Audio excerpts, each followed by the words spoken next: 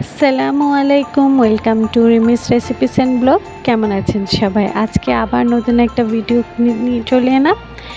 আশা করি ভালো লাগবে। লাইক কমেন্ট শেয়ার করে আমার সাথে থাকবেন। তো চলুন শুরু করা যাক।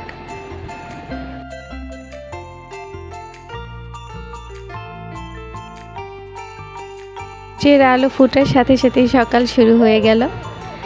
আর আমি সকালে যেটা হয়, সাধারণত আমার বড় ছেলে তাহিম, ওকে স্কুলে পাঠিয়ে দিই। তারপর টুকটুক করে ঘর গোছাই, ছোট মেয়েকে কোলে নিয়ে কখন ওকে ঘুম পাড়িয়ে।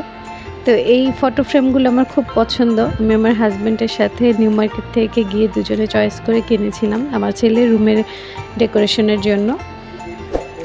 এটা কিন্তু আমার খুব ভালো লাগে আসলে।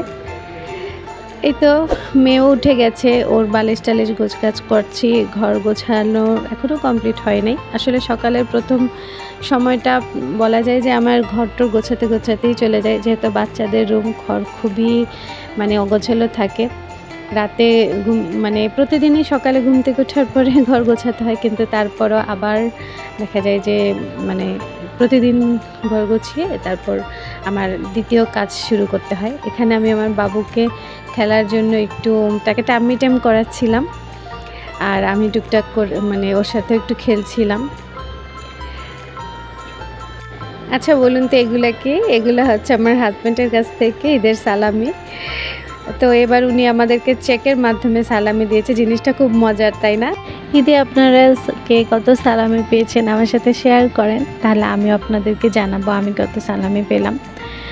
আর এই তো আমার রান্না বান্না শুরু করে দিয়েছি। আসলে ঈদের দিনগুলো আপনাদের কেমন গেল আমার সাথে শেয়ার করুন।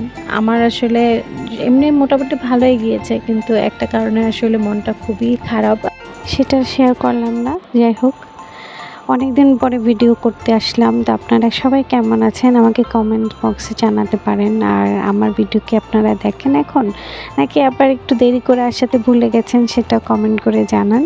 আপনাদের কমেন্ট পড়তে কিন্তু আমার খুবই ভালো লাগে, সবার কমেন্টই পড়া হয়।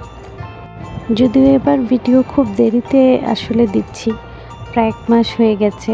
ইচ্ছে ছিল ঈদের সময় একটা ভিডিও দেব, কিন্তু এত ব্যস্ততা এত ঝামেলার কারণে দেখা গেল যে আর ওভাবে সময় করে উঠতে পারিনি। এখন আসলে খুব ব্যস্ত সময় কাটছে আমার। সো তারপরেও ইচ্ছা করে যে না, আসলে একটু চেষ্টা করে দেখি একটা ছোটোখাটো ভিডিও করতে পারে কিনা, কিন্তু দেখতে দেখতে দেখা যায় ভিডিওটা বড় হয়ে যায়। তো দৈনন্দিন জীবনযাপনের একটা ছোট্ট ভিডিও আজকে আমি আপনাদের দেখাবো।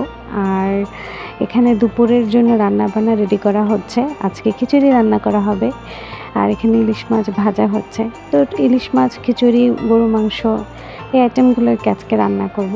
তা আপনারা কে কেমন আছেন আবার আমাকে জানাতে পারেন কমেন্ট করে। আমার চ্যানেলটা সাবস্ক্রাইব করতে কিন্তু ভুলবেন না, সেই সাথে লাইক কমেন্ট শেয়ার অবশ্যই দিবেন। আর হ্যাঁ, যারা রেগুলারলি আমার ভিডিও দেখেন তারা হয়তো জানেন আমি আমার প্রত্যেকটা ভিডিওতে একটা স্পেসিফিক টপিক নিয়ে কথা বলি, একটু করে হলেও বলি। তো আজকে আমি একটা বিষয়ে কথা বলবো যেটা আমি নিজে থেকে ফিল করি। তো সেটা হচ্ছে এই যে আমার মনে হয় যে একটা সংসারে, যেহেতু একটা সংসারে কিন্তু স্বামী স্ত্রী দুজনেই থাকে, তো আরও মানুষ থাকে, বাট স্বামী স্ত্রী দুজন মিলেই কিন্তু মেনলি একটা সংসার। তো সেখানে আসলে দুজনেরই খুব হেল্পফুল মেন্টালিটি হওয়া খুবই জরুরি। স্পেশালি একটা মেয়ে যখন তার সংসারের সমস্ত কাজকর্ম নিয়ে, বাচ্চা কাচ্চা নিয়ে এবং রান্নাবান্না সব কিছু নিয়ে এত ব্যস্ত থাকে, দেখা যায় অনেক সময় মানসিক ডিপ্রেশনেও কিন্তু চলে যায়। তো আমার মনে হয় যে যদি স্বামীরা তাদের সমস্ত কাজ, ব্যস্ততা, বাইরের দুনিয়া সব কিছু পাশাপাশি সংসারে মাঝে মাঝে তার ওয়াইফের দিকে একটু খেয়াল করে, একটু যত্ন নেয়, কখনো ঘুরতে নিয়ে যায়, কখনো 10 মিনিট বসে একটু কথা বলে, তাহলে কিন্তু বউরা অনেক বেশি হ্যাপি থাকে এবং সংসারের প্রতি তাদের আগ্রহ কিন্তু কাজকর্ম করতেও কিন্তু তেমন একটা কষ্ট হয় না।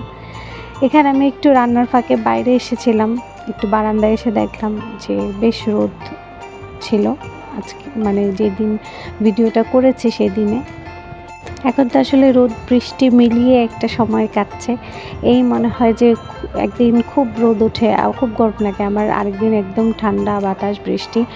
ভালোই ওয়েদারটা ভালোই লাগছে। একটানা গরম হলেও কষ্ট লাগে, আবার একটানা কিন্তু বৃষ্টি হলেও কিন্তু একটু অস্বস্তিকর সিচুয়েশন সৃষ্টি হয়। যাই হোক, তো যেটা বলছিলাম যে অবশ্যই সংসারে স্বামী স্ত্রী দুজনেরই অনেক হেল্পফুল হওয়া অত্যন্ত জরুরি। বিশেষ করে স্বামীদের একটু খেয়াল করা উচিত যে স্ত্রীদের মানসিক বিষয়গুলোর ব্যাপারে, কারণ আজকাল প্রায়ই দেখা যাচ্ছে, আমরা একটু নিউজ ঘাটলেই দেখা যায় যে অনেক মেয়েরাই খুব মানসিক চাপে থাকে, সংসার জীবনের ধকলটা দেখা যায় পুরোপুরি সামলাতে পারে না। দেখা যায় এমনও নিউজ পাচ্ছি যে সন্তানকে পর্যন্ত আঘাত করে ফেলে মায়েরা তাদের ডিপ্রেশনের কারণে। সো এগুলো আসলে এমন একটা সিচুয়েশন, এটা আসলে বাইরে থেকে যে এই সিচুয়েশনটাতে না পড়বে সে কখনো বুঝতে পারবে না যে আসলে মেন্টালি ডিপ্রেশনে যখন মানুষ পড়ে, স্পেশালি এই যে আফটার ডেলিভারি, সাংসারিক চাপ প্লাস ডেলিভারির পরে যে একটা ডিপ্রেশন হয় মেয়েদের, এটা আসলে খুবই কষ্টকর। এক সময় যদি কেয়ারিং হাজব্যান্ড বা আশেপাশে যারা থাকে তারা সুন্দরভাবে মেয়েটার দিকে খেয়াল না করে, তাহলে কিন্তু অনেক বড় ধরনের সমস্যাও হতে পারে। আমি এই কথাগুলো বলতে পারছি, এর একটা কারণ হচ্ছে আমার ফার্স্ট বেবি হওয়ার পরে আমি নিজেও কিন্তু এই ধরনের একটা পোস্টপার্টাম যে ডিপ্রেশনটা, এটাতে ভুগেছিলাম। এবং সেই টাইমটা এতটা কঠিন ছিল যে মানে আমি ভেবেছিলাম আমি মনে হয় কখনোই এই ধরনের বাজে সিচুয়েশন থেকে ভালো হতে পারবো না। স্পেশালি আমার জাস্ট ওয়ান কাইন্ড অফ মনে হতো যে মানে মরে যাওয়াটা মনে হয় বেশি ইজি হবে। এই ধরনের মেন্টাল সিচুয়েশনে যখন থাকে মানুষ, তখন আসলেই এরকম লাগে। যাই হোক, তো কীভাবে সেই ধরনের সিচুয়েশন থেকে আমি নিজেকে বাঁচিয়েছি সেটা আমি অন্য কোনো ভিডিওতে বলবো।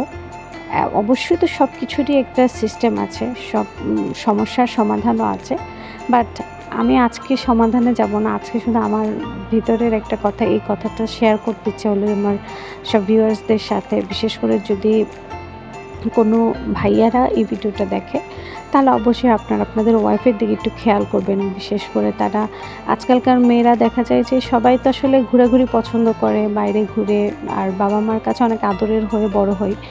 সো আগের দিনে অনেক মায়েরাই কিন্তু ঘরের ভিতরেই তাদের জীবনের সব কিছু ইজিলি নিয়ে নিত, কারণ তারা অল্প বয়সে বিয়ে হতো, প্লাস তাদের ছোটোবেলা থেকে এরকম শিক্ষা দেওয়া হতো যে সংসার জীবনই সব। কিন্তু আমাদের এখনকার যুগটা কিন্তু অনেক চেঞ্জ হয়েছে। আমরা মেয়েরা দেখা যায় যে বাবার বাড়িতে রাজকন্যার মতো থেকেছি, অনেক স্বাধীন মতো চলেছি, রান্না বান্না এসবের ধারের কাছেও বেশি একটা চলা হয় না। তো হঠাৎ করে বিয়ের পরে যখন পুরোপুরি একটা ভিন্ন লাইফ চলে আসে, তখন কিন্তু আসলে সেই ধকলটা সহ্য করার ক্ষমতাও কিন্তু সবার সমান থাকে না। সো এই ব্যাপারে কেয়ারিং হাজব্যান্ড হওয়া অত্যন্ত জরুরি। তো যাই হোক, অনেক কথা বলে ফেললাম, আর এর মধ্যে আমার রান্নাবান্নাও প্রায় শেষের দিকে। তো এটা দুপুরে রান্নাবান্না করছিলাম আর ভিডিও করছিলাম। আসলে মোবাইলটা আমার হাতেই ছিল, আলাদাভাবে ওই স্ট্যান্ডে নিয়ে আসলে ভিডিও করার মতো সিচুয়েশন ওই মুহূর্তে ছিল না, বিকজ আমি অনেক বিজি একটা সময়ের মধ্যে ভিডিও করছিলাম। আর যাই হোক, তো আপনাদের সবাইকে আবারও আমার চ্যানেলে আপনাদের ওয়েলকাম। যারা আমার ভিডিও দেখেন আপনাদের অনেক ধন্যবাদ। কমেন্ট করে একটু জানাতে পারেন, কারণ আমি জানি অনেকেই ভিডিও দেখে, বাট অনেকে কিন্তু কমেন্ট করে না বলে আসলে বুঝতে পারি না যে কে ভিডিও দেখে। তো আমি এখানে যেটা বলি, এখানে একটু গরুর মাংস অনেক ঝোল ঝোল দেখা যাচ্ছে, আসলে খিচুড়ি দিয়ে রান্না করেছিলাম, তো এই জন্য একটু আলু ঝোল দিয়ে বাড়িয়ে দিলে আর কি টেস্ট লাগে মাংসে। এটা আমার খুব পছন্দের একটা খাবার, এই খিচুড়িটার সাথে আলু। আর আপনারা কে পছন্দ করেন আমাকে জানাতে পারেন। এখানে একটা ছোট্ট ভিডিও করেছি, বিকালে আমি আমার ফ্যামিলি নিয়ে একটু ঘুরতে বের হয়েছিলাম। এরপর আরও একটা ভিডিও ইনশাল্লাহ নিয়ে আসবো। সেই পর্যন্ত সবাই ভালো থাকবেন। আল্লাহ হাফিজ।